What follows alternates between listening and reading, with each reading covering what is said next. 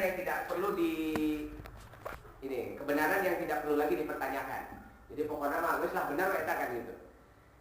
Nah, problemnya itu nanti, jadi ketika kita tadi merasa bahwa identitas kita ini bukan Islam, akhirnya kan kita menganggap bahwa Indonesia itu benar bukan Islam karena awalnya tadi itu. Coba kalau kita mulainya itu dari tadi itu perjanjian primordial antara manusia dengan Allah Subhanahu Wa Taala.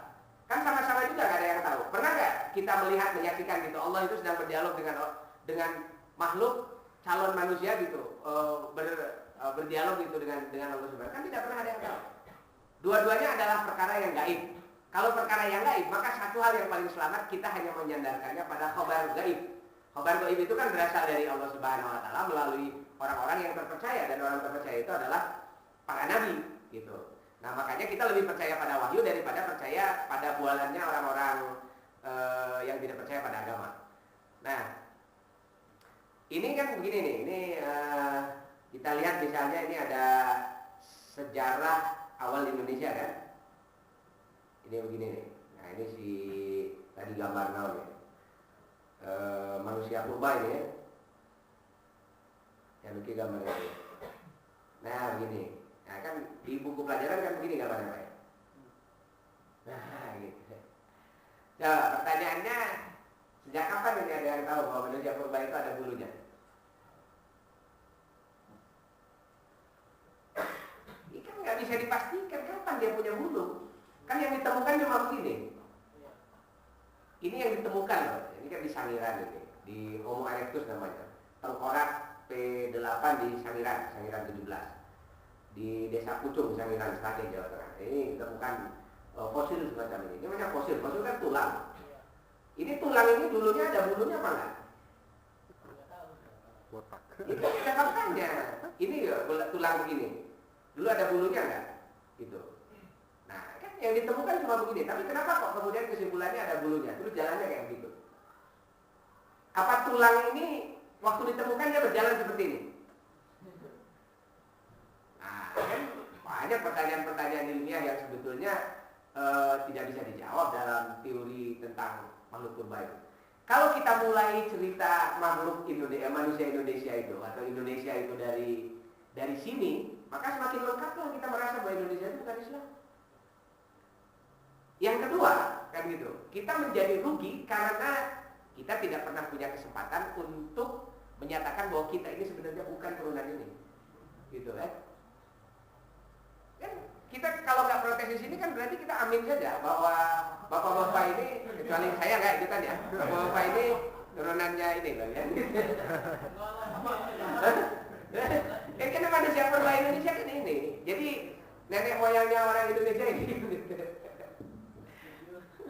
Nah kalau tidak setuju berarti kan kita harus mencari asal primordial dari manusia Indonesia itu apa. Kan yang paling selamat itu ketika kita, karena itu hal yang gaib ya, kita percaya bahwa Nabi Adam itu adalah manusia pertama. Bagaimana Adam menurunkan keturunan itu adalah teori-teori yang spekulatif. Tapi kita percaya bahwa setiap manusia yang akan diciptakan ke alam dunia ini, dia punya perjanjian dulu dengan Allah Subhanahu Wa Taala.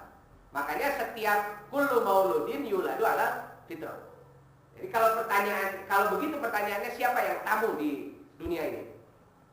Yang Islam atau yang bukan Islam? Yang kamu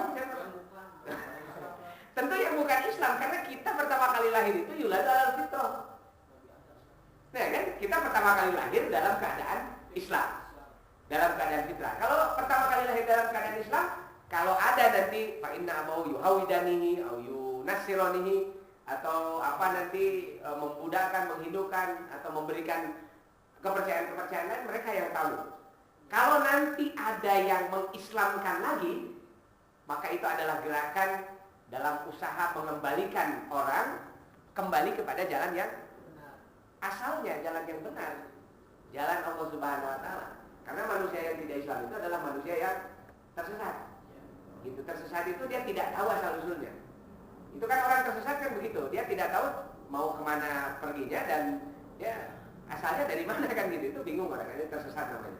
Dia tidak tahu jalannya harus kemana. Makanya orang yang tidak Islam itu disebut orang yang dolal, orang yang sesat kan di dalam Quran. Siapa yang diislamkan, dia dikembalikan ke jalan yang lurus. as-sirat al-mustaqim, jalan yang benar.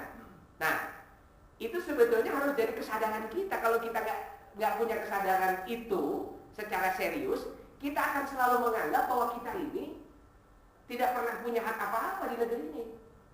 Jadi semenjak nenek moyang kita siapapun gitu, ketika pertama kali menginjakkan kaki di Indonesia, lahir di bumi Indonesia, maka dia adalah muslim.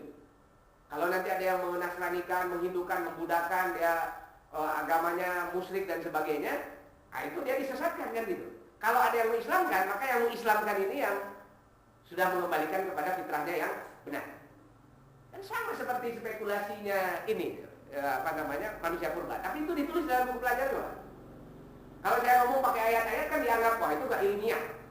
Ilmiah mana coba? Baca Quran atau lebih ilmiah mana? Baca Quran atau ngahayal sedikit?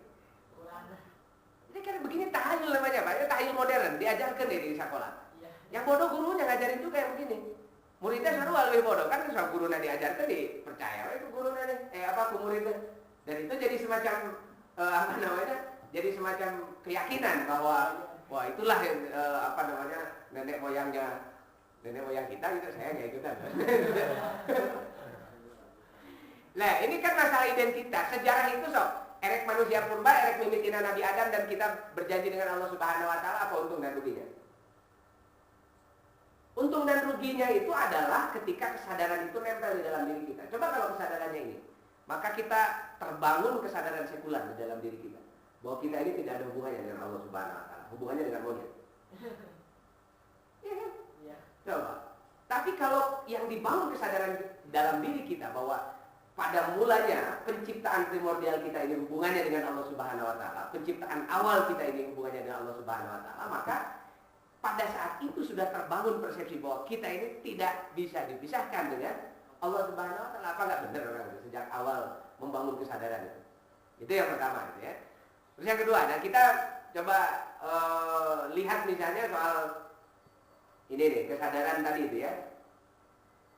Nah ini, coba kalau kita mau nyebut Indonesia, apa ini yang ikon yang disebutkan atau yang selalu dipromosikan kan ini? Karena semua tahu di Candi Borobudur. Pertanyaannya loba mana candi di masjid? Kenapa kalau promosi Indonesia itu harus candi? Iya, kenapa nggak masjid itu, Pak? Apa ini masalah fakta atau masalah orang apa yang harus diingat dan apa yang harus dilupakan? Kalau kita ngomong fakta, Indonesia yang dipromosikan sekarang Indonesia yang mana sih? Indonesia zaman abad ini kan abad ke-8 ini. Sekarang kita hidup abad ke-21. Kalau kita sekarang promosi Indonesia, kita sedang mempromosikan Indonesia abad ke-berapa? Abad ke-21, abad ke-8? Abad ke-21 dong. Kalau abad 21, kira-kira ini kan tempat ibadahnya. Mana yang lebih banyak, yang lebih sesuai dengan fakta yang ada di Indonesia antara ini dengan masjid? Lebih banyak masjid. Kenapa bukan Istiqlal saja yang dibikin jadi ikon Indonesia? Kenapa bukan, kalau masjid ini kan terlalu kecil lah dan tidak bagus kan itu. Jadi masjid yang bagus-bagus kan banyak kan gitu ya. Ada masjid Kubah Mas misalnya yang dibikinnya 1 triliun kan itu ya. Terus ada masjid mana lagi? Ada masjid Islamic Center di sana di Jawa Tengah besar sekali. Terus di yang paling besar lagi se Asia Tenggara ada di di Makassar. Oh itu luas betul kan itu ya. Seberapa hektar itu. Nah, ini kan fakta ini kan itu. Fakta ini sangat keras gitu. Namanya hard fact. Orang nggak bisa menolak.